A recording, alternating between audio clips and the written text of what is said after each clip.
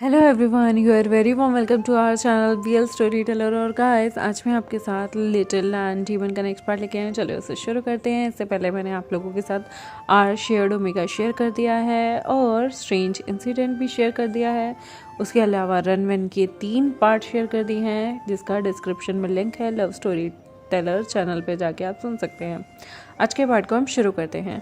यहाँ पर next day होता है। नेक्स्ट डे होते ही जो हमारा बाकी के लैंड डिसाइपल्स थे वो टाइम से उठते हैं और बाकी के कामों में लग जाते हैं, लेकिन हमारा प्यारा सा क्यूट सा लिटिल लवांगजी जो है वो अपने ही कामों में लगा रहता है। वो सुबह जल्दी उठ जाता है, बट पता नहीं क्यों यहाँ पर उसका मन ही नहीं लगता। इस कमरे में भी उसका मन नहीं लगता। वो सुबह 5 बजे उठ के ना यहाँ से कोल्ड पोन की तरफ निकल जाता है नहाने के लिए। वो कोल्ड पोन जाता है, अपने रोब्स उतारता है। जब वो अपनी पतली सी लास्ट लेयर को ही उतारा होता है कि तभी उसे आवाज़ आती है जैसे कोई यहाँ पर है। तो वो गुस्से में कहता है, कौन है वहाँ, कौन है। वो अपनी बिचन को पकड़ लेता है कि तभी पीछे से तांगसो आके उसे हक कर लेता है। वांगजी कहता है, छोड़ो मुझे, छोड़ो। यहाँ पर वांगजी गुस्से में आकर अपनी फायर को निकाल लेता है। तभी तांगसो कहता है, रुक जाओ, मैं बस तुम पे प्रैंक करने आया था। वांगजी कहता है, तुम यहाँ पर मुझे नहाते भी देखना चाहते थे, तुम्हें शर्म नहीं आती। तांगसो कहता है, बट मैं तुम्हारा अल्फा हूँ, मुझे क्या शर्म आनी।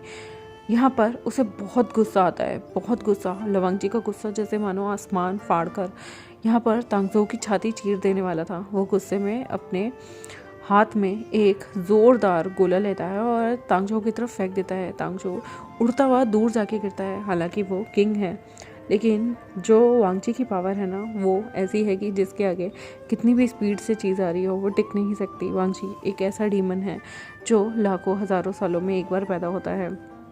यहाँ पर तांगसो दूर जाके गिरता है। वो सेल्फ डिफेंस भी नहीं कर पाया था, क्योंकि उसे लगा नहीं था कि वांगजी सच में उसे इतनी बुरी तरह से चोट पहुँचा देगा। उसे लगा था शायद वांगजी की पावर अभी भी सील्ड होंगी। यहाँ पर तांगसो दूर जाके गिरता है। वांगजी यहाँ पर क्या बैरियर लगाता है और कोल्ड पोन में नहाने लग जाता है। यहाँ पर वो बहुत देर तक कोल्ड पोन में कल्टीवेट करता है। कल्टीवेट करते हुए पता नहीं उसे फ्लैशबैक की कुछ चीज़ें धुंधली धुंधली याद आ रही थी, जैसे उसे कोई कह रहा हो, वांगजी तुम बच्चों को सता रहे हो। वांगजी ये क्या कर रहे हो तुम। वांगजी तुम ऐसे क्यों कर रहे थे। तुम बच्चों से चीज़ें चुरा के खा रहे थे। तुम बच्चों को रिश्वत दे रहे थे। तुम बच्चों को रिश्वत देना सिखा रहे थे। वांगजी उसके कानों में फैमिलियर सी आवाज़ गूंज रही थी और उसे ऐसा लग रहा था जैसे वो पेशेंट है ना जो वूसू में है, वो उसे पुकार रहा हो। लेकिन यहाँ पर उसका सिर एकदम से दुखने लगता है। वो मेडिटेशन से बाहर आता है। उसके बाद वो कोल्ड पोन में खुद को अच्छे से रिलैक्स करने के बाद वो अपने कपड़ों को पहनता है। उसके पास नए जोड़े कपड़े भी नहीं थे। उसका मुंह बन जाता है, उसे पुराने कपड़ों को ही पहनना पड़ता है और उसके बाद वो वहाँ से बाहर आता है। तांगसो बाहर आके बहुत बुरी तरह से गिरा था। तांगसो को यहाँ पर कुछ लैंड डिसाइपल जो हैं वो यहाँ पर उसे फटाफट से कंपाउंडर के पास ले जाते हैं। इंपीरियल हीलर उसे चेक करते हैं। यहाँ पर वेवोशन देखता है कि कैसे उसके आसपास पूरे लैंड सेक्ट के लोगों का जमावड़ा आ गया है। वो पूछते हैं ये कौन है, तो वो यहाँ पर कंपाउंडर बताता है ये लिटिल प्रिंस के अल्फ़ा हैं। वो पूछता है तो इन्हें जख्मी किसने किया। यहाँ पर वो कहता है कि लिटिल प्रिंस ने इन्हें जख्मी कर दिया। विभूषण कहता है किसी ओमेगा ने अपने ही अल्फ़ा को इतना बड़ा जख्म दे दिया, मैंने तो कभी नहीं सुना था, वो तो बहुत शैतान है। यहाँ पर वो कहते हैं लेकिन इसने जख्मी क्यों किया, ऐसा क्या किया था। यहाँ पर वो सारे मुस्कुराते हैं और कहते हैं कुछ नहीं, लिटिल प्रिंस नहाने के लिए कोल्ड पोन में जा रहे थे, तब ये छुप छुप के शायद उन्हें देखने गए होंगे, तभी इसलिए लिटिल प्रिंस को गुस्सा आ गया और उन्होंने इन्हें बहुत बुरी तरीके से धक्का देकर कोल्ड पोन से बहुत दूर फेंक दिया।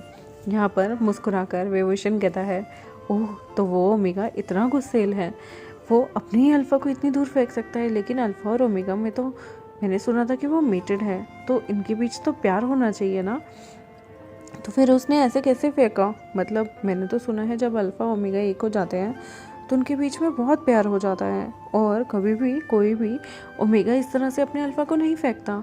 यहाँ पर वो कहते हैं कि लिटिल प्रिंस को कुछ भी चीज़ें याद नहीं रहती, इसलिए वो अपनी ही दुनिया में अपनी ही चीज़ों में बहुत ज़्यादा कहीं ना कहीं खोए रहते हैं और इसकी वजह से जो हमारे लिटिल प्रिंस हैं वो कभी कभी नुकसान पहुंचा देते हैं। उन्हें याद नहीं है कि ये उनके अल्फ़ा है और इसकी वजह से इनकी ये बुरी हालत हुई है। अब आप खुद ही देख लीजिए हमारे लिटिल प्रिंस कितने ज़्यादा शैतान हैं। यहाँ पर विभूषण मुस्कुरा रहा होता है और कहता है अगर इन्हें पता है कि लिटिल प्रिंस चीज़ों को भूल जाता है तो उसे नहाते वक्त फॉलो करने की क्या ज़रूरत थी। नॉर्मल भी तो बात की जा सकती है, अपने आप को हीरो दिखाने की इतनी ज़्यादा ज़रूरत नहीं होती। और वैसे भी वो मटकता हुआ छोटा सा डीमन कभी नहीं लगता कि इतना ज़्यादा स्कैरी होगा। अब तो मुझे भी डर लगने लगा, अगर मैंने उसे कुछ कह दिया तो वो मुझे खाने में जहर मिला के सच में दे देगा या पिचन से मतलब उसकी उस तलवार से मेरी गर्दन काट देगा।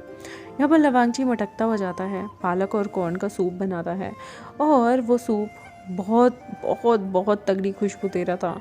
बना तो किचन में वो सूप रहा था, लेकिन पूरे गूसू में उस सूप की खुशबू यहाँ वहाँ आ रही थी। उसने काफ़ी मसालों का उसमें इस्तेमाल किया था, तीखे मसाले नहीं बल्कि ऐसे मसाले जो कि आपको दोबारा से शक्ति रिगेन करने में काफ़ी मदद करते हैं। उसके बाद लवांगची ने पालक और कॉर्न का सूप बनाने के साथ साथ यहाँ पे उसने ब्रेड क्रम्स भी बनाए हुए थे सूप में डुबा के खाने के। उसके अलावा उसने थोड़ा ताज़ा मक्खन भी निकाला था और इसके अलावा भी उसने बन भी बनाए थे, सॉफ्ट बन जो एक पेशेंट आराम से खा सके।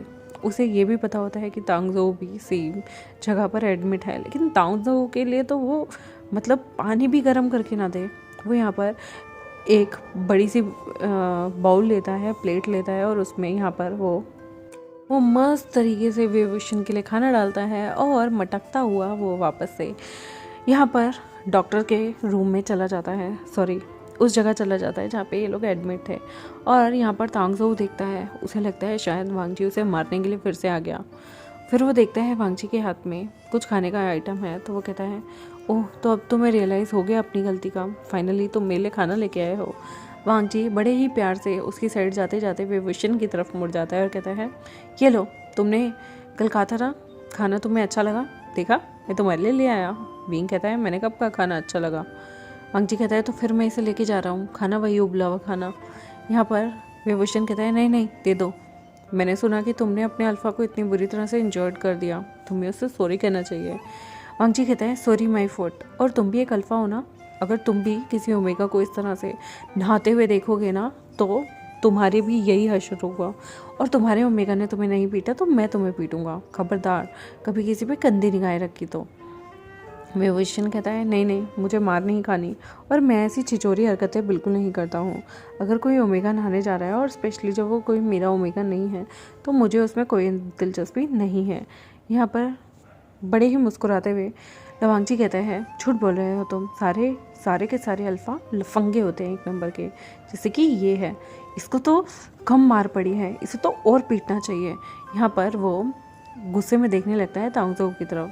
तांगजो बड़ी ही प्यारी और फ्लर्टी नज़र से उसे देख रहा था और यहाँ अपने दिल पे हाथ रख के कहता है मेरे ओमेगा ने मुझे मारा है, मुझे उसका हर चीज़ का कबूल है, उसकी मार भी उसका प्यार भी, आखिर वही तो लड़ता है ना जो प्यार करता है। वांगजी कहता है यानी कि जो मर्डरर हैं इस दुनिया में, जो किसी को मार देते हैं, हो सकता है वो उस इंसान से प्यार करते हो। मतलब तुम कहना चाहते हो हर खूनी एक आशिक होता है?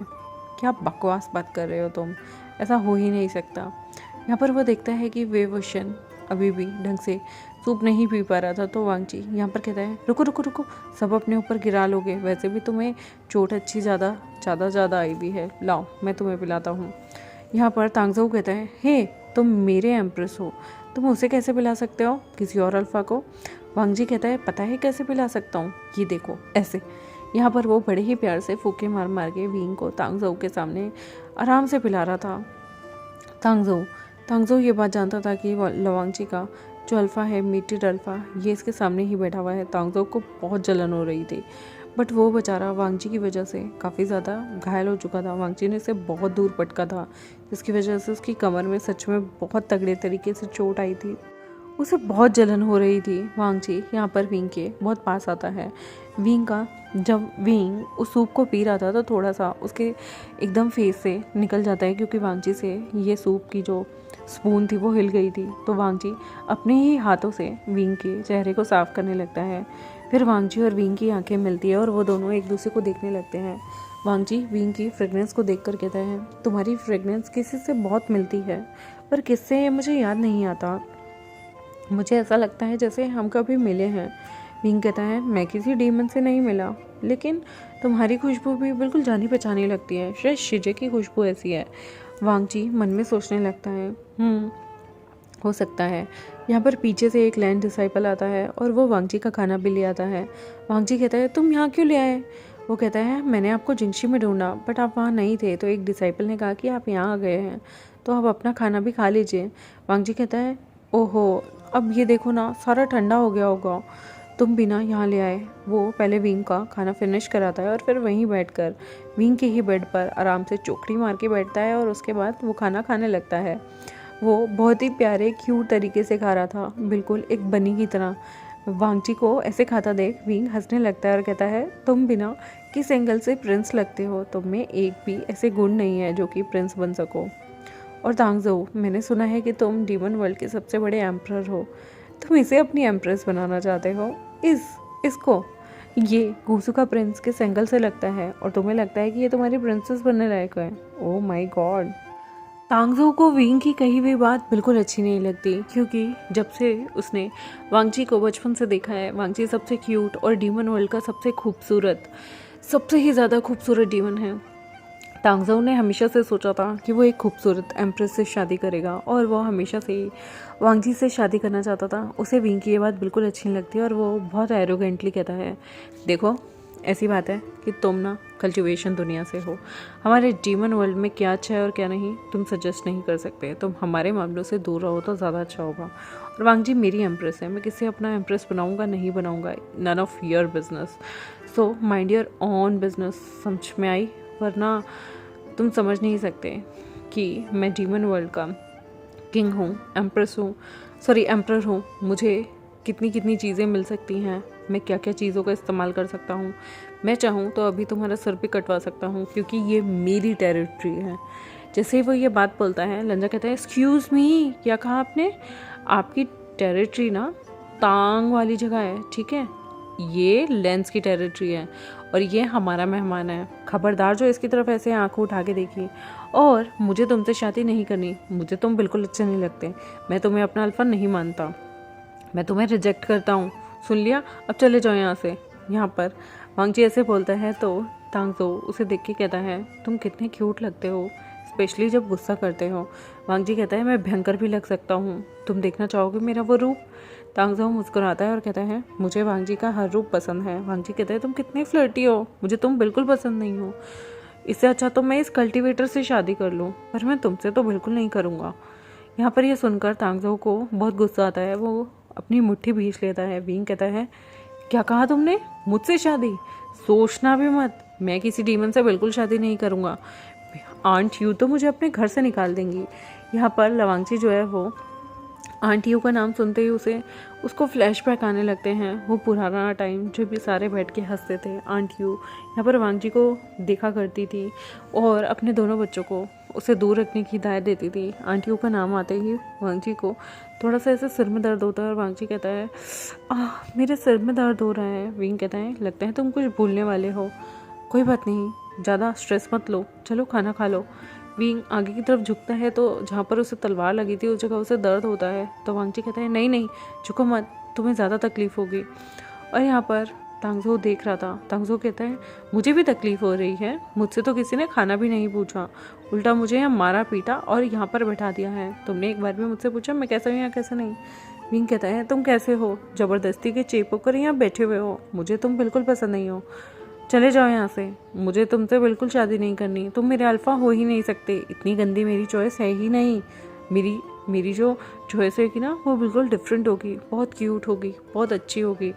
वांग जी ना तुम्हारे साथ तुम्हें अल्फ़ा मांगने से मना करता है, मैं तुम्हारा कोई एम्प्रेस नहीं बनूंगा।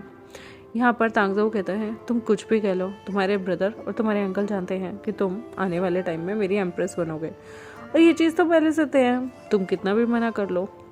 वांग जी कहता है बिल्कुल नहीं, मैं अपनी जान दे दूंगा, मुझे नहीं जाना तुम्हारे साथ, कितने बेकार हो तुम चीप से, और तुम्हारी तो बहुत सारी कॉन्सॉर्ट भी हैं, और तो उसके अलावा तुम्हारी कॉन्कनबाइन भी इतनी सारी हैं, उसके अलावा तुम्हारे पास बहुत सारी स्लेव्स भी होंगी, मुझे नहीं करनी तुमसे शादी, जी बिल्कुल नहीं करनी, बिल्कुल भी नहीं करनी। यहाँ पर तांगजो कहता है ओह तो तुम्हें जेलस फील हो रहा है? वांग जी कहता है बिल्कुल भी नहीं, मैं जेलस टाइप नहीं हूँ, मुझे बिल्कुल जलन नहीं होती।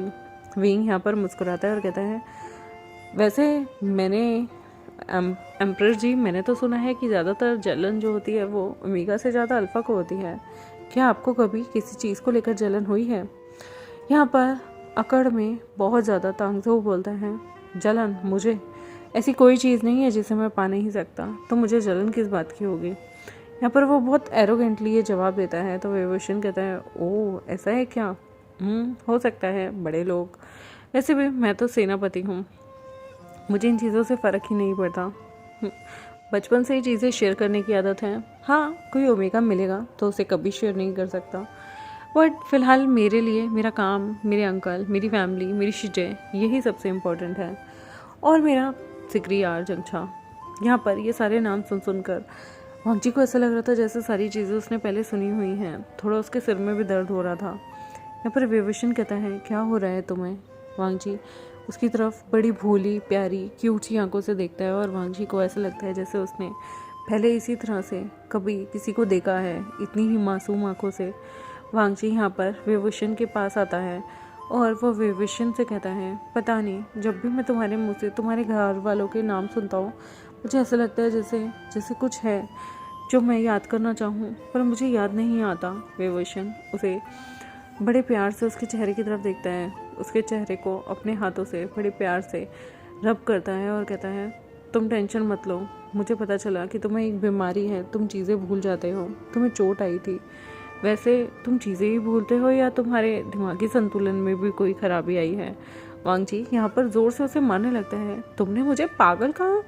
बिल्कुल नहीं, तुम्हारी हिम्मत कैसे हुई? आज के बाद मुझसे बेक करना, मैं तुम्हें कुछ भी खाना बनाने के लिए नहीं दूंगा, मैं तुम्हारे लिए कोई खाना भी नहीं बनाऊंगा। I hate you, I hate you. जैसे ही वांगची ये बोलता है वांगची वहाँ से जाने लगता है, लेकिन विभूषण उसका हाथ पकड़ लेता है और कहता है, सॉरी सॉरी सॉरी सॉरी, मैं तो बस मजाक कर रहा था। वांगची कहता है, नहीं, तुमने मेरा दिल दुखाया है। वांगची ना यहाँ पे सच में उसकी आंखें जैसे भर आई थी क्योंकि उसके सिर दर्द हो रहा था। वांगची की आंखें भरी देख विंग के दिल में कुछ होने लगता है। वह वांगची को ज़ोर से अपनी तरफ खींचता है। वांगची एकदम से उसके पास आ जाता है। विंग कहता है, रोना मत, मुझे रोते हुए लोग बिल्कुल पसंद नहीं आते। वांगची उसकी तरफ देखता है और कहता है, क्या कहा तुमने? विंग पता नहीं उसे क्या होता है, वो वांगची को और टाइट खींचता है और यहाँ पर उसे हक कर लेता है और कहता है, रोना मत, पता नहीं क्यों मैं किसी को रोते हुए नहीं देख सकता, और तुम तो रोते हुए बहुत बहुत अगली लगोगे, बिल्कुल मत रोना। वांगची फिर से उसे मारने लगता है, लेकिन वांगची रोता नहीं। वांगची को विंग की खुशबू बहुत सूदिंग लगती है। वो यहाँ पर विंग की नेक के पास उसकी खुशबू को सूंघ रहा था और वांगची की खुशबू भी विंग को बहुत फेमिलियर लगती है। यहाँ पर ऐसा लगता है जैसे उसके दिल में दर्द हो रहा है। एकदम से वांगची की खुशबू की वजह से विंग को सिर में दर्द होने लगता है और वो वांगची को कहता है, दूर हो, और वो वांगची को दूर करता है और एकदम से उसके सिर में दर्द होता है। वांगची भी एक डॉक्टर को बुलाता है। डॉक्टर वहाँ से वांगची को जाने के लिए बोलता है और विंग को दवाई देके सुला देता है। गाइस, यहाँ पर लगता है दोनों को एक दूसरे के पास होने से कुछ ना कुछ तो इन्हें फील होता ही है। वांगची वहाँ से जाता है, वो अपने नॉर्मल रूटीन में लग जाता है, क्लासेस लेनी, स्वॉर्डमैनशिप में पार्टिसिपेट करना, वो लोगों के साथ यहाँ पर लड़ाई भी लड़ता है। उसे लेंस एक्ट की तलवारबाजी के साथ साथ पता नहीं अचानक से वो लेंस एक्ट की तलवारबाजी छोड़कर युनमक की भी तलवारबाजी सबकॉन्शियस माइंड से परफॉर्म करने लगता था। उसे पता भी नहीं चलता था कि वो युनमक की तलवारबाजी कर रहा है, लेकिन जब वो उन तलवारबाजी को परफॉर्म करता था तो सारे लोग हैरान हो जाते थे और वो अक्सर कहा करते थे, ये लेंसेक्ट की तलवारबाजी नहीं है, ये आपने कहाँ से सीखी? फिर सारे चुप भी हो जाते थे क्योंकि वो जानते थे कि वांगची को क्या प्रॉब्लम हो रही है। पर वांगची हमेशा हैरान हो जाता था कि उसने ये सारी चीज़ें कहाँ से सीखी। वो तो कुसू से बाहर गया ही नहीं, फिर उसे ये सब किसने सिखाया? क्या उसे अंकल ने, ब्रदर ने सिखाया? हर चीज़ उसे कहीं ना कहीं विभूषण से जोड़ती थी। उसे ऐसा लगता था जैसे वो कभी विभूषण से मिला है, शायद इस लाइफ में या पास्ट लाइफ में कुछ तो कनेक्शन है ही। उस बेचारे को हमेशा सिर में दर्द होता था और एक दिन तो वो सच में सिर में दर्द होने की वजह से वो बेहोश होकर गिर भी जाता है। सारे के सारे डिसाइपल वांगची को हॉस्पिटल लेके जाते हैं। वांगची वहाँ पर अनकॉन्शियस जब लेटा हुआ था तो डॉक्टर यहाँ पर उसका इलाज करते हैं और उसके बाद उसे दवाई देकर गहरी नींद सोने के लिए कहते हैं, क्योंकि वांगची यहाँ पर ढंग से सो नहीं पा रहा था, उसका दिल नहीं लग रहा था और तभी उसके मन में बेचैनी सी हो रही थी। यहाँ पर वांगची को ऐसी कंडीशन में देख के विभूषण को बहुत अजीब लगता है। विभूषण के बिल्कुल साइड वाले बेड पे ही वांगची लेटा हुआ था। विभूषण यहाँ वांगची को देखता है जो कि बहुत गहरी नींद में सोया हुआ था। धीरे धीरे जैसे तैसे करके विभूषण उठ के जाता है। वांगची के मासूम से क्यूट से चेहरे पे वो हाथ फेरता है। फिर वो मन में सोचता है, पता नहीं क्यों ऐसा लगता है मैंने तुम्हें कहीं देखा है। क्या तुम्हें और मैंने कभी एक दूसरे से हम मिले हैं? क्या तुम मुझसे गूसू से बाहर कभी मिले हो? पता नहीं क्यों उसे ऐसा लगता है। अचानक से सोते सोते वांगची जो है वो कहता है, विंग विंग, मुझे छोड़ के मत जाओ wing wing please, alpha alpha. वो जैसे ही ये वर्ड बोलता है ना, यहाँ पर विभूषण हैरान हो जाता है। वांगची बार बार कहता है, मेरे विंग को कोई कुछ नहीं कहेगा, अल्फ़ा अल्फ़ा अल्फ़ा। वो बार बार ऐसे बोलता है। विंग उठो ना। यहाँ वांगची के दिमाग में ना सबकॉन्शियस माइंड में वही चल रहा था कि विंग को जब बुरी तरीके से चोट लगती है और यहाँ पर 1 सेकंड में वो घायल हो जाता है, वही चीज़ सबकॉन्शियस माइंड में वांगची को परेशान कर रही थी। और यहाँ पर वही चीज़ वो बोल रहा था, जिसे सुनने के बाद विंग भी हैरान हो जाता है कि लंचा उसका नाम क्यों ले रहा है सपने में। ये तो गूसू का प्रिंस है और उसे अल्फ़ा कह के क्यों पुकार रहा है। ये चीज़ यहाँ पर तांग झो भी सुनता है और वो गुस्से में अपनी मुट्ठी बंद कर लेता है और कहता है, क्या कर रहे हो तुम वहाँ? वापस आओ, वो मेरा ओमेगा है, तुम्हें उसके पास जाने की कोई ज़रूरत नहीं। विंग कहता है, बस कुछ नहीं, वो नींद में कुछ बड़बड़ा रहा था। तांग झो कहता है, तो क्या हुआ? वो यहाँ पर जो भी देखता है वो नींद में अक्सर ऐसे ही बोलता रहता है। उन चीज़ों को तुम्हें अपने दिल पे लेने की कोई ज़रूरत नहीं। कुछ दिन पहले वो ऐसे ही किसी रैंडम बंदे को भी अपना अल्फ़ा कह कह के पुकारा था। इतना हाइपर होने की या इतना ज़्यादा अपने दिमाग पे जोर डालने की तुम्हें ज़रूरत नहीं है। यहाँ पर थोड़ा सा वियर्ड लगता है विंग को, लेकिन वो चुपचाप आकर बैठ जाता है। यहाँ पर वो बार बार वांगची की तरफ देख रहा था, पर वो कुछ कर नहीं सकता था क्योंकि वांगची का अल्फ़ा इसी रूम में प्रेजेंट था। और वांगची जो है वो अब यहाँ पर नींद में एकदम से ज़ोर से बोलता है विंग, और उसकी नींद टूट जाती है। वांगची जैसे ही उठता है विंग को देखता है। और गाइस यहाँ मैं अपने एपिसोड को ख़त्म करती हूँ। देखते हैं आगे आने वाले एपिसोड में क्या होगा। तब तक मेरे चैनल को सब्सक्राइब, वीडियोस को लाइक, बेल आइकन को प्रेस करना बिल्कुल मत भूलेगा। और अगर किसी को जानना है कि मैं क्या क्या इस्तेमाल करती हूँ तो गाइस डेली रूटीन में मैं एक कोरियन प्रोडक्ट है उसके जो टोनर होता है, उसके अलावा उसकी जो लोशन होता है, आई क्रीम होती है, और उसके अलावा नॉर्मल फेस पे लगाने वाली क्रीम उसे यूज़ करती हूँ। उसी का फेस वॉश यूज़ करती हूँ। और ये थोड़ा सा एक्सपेंसिव पड़ता है। ये प्रोडक्ट की रेंज, इन 3-4 प्रोडक्ट की रेंज ही मिलाकर लगभग 8-9 हज़ार रुपये आ जाती है। और उसके अलावा मैं रिकमेंड करूँगी कलर बार की बीबी क्रीम, अगर आपको डेली बेसिस पे कुछ यूज़ करना है। क्योंकि और बीबी क्रीम लगाने से पहले प्राइमर लगा लें। प्राइमर, बीबी क्रीम और नॉर्मल काजल, हल्का फुल्का फेस पाउडर लगाना है तो फेस पाउडर लगा लें। उसके अलावा एक हाइलाइटर आता है कलर बार का ही, आप अगर वो यूज़ करें तो वो बेटर रहेगा। लेकिन मुझे ऐसे मानना है कि नेचुरल स्किन ज़्यादा अच्छी होती है। तो अगर इंसान नॉर्मल क्रीम लगाकर लाइनर, काजल, लिपस्टिक यूज़ करे तो वो ज़्यादा बेहतर है। क्योंकि ये बीबी क्रीम वगैरह थोड़े थोड़े टाइम बाद आपके चेहरे को डल बना देती हैं। और जितना भी आप खुद को नेचुरल रखें वो ज़्यादा बेहतर होता है। आप नॉर्मल क्रीम यूज़ कीजिए।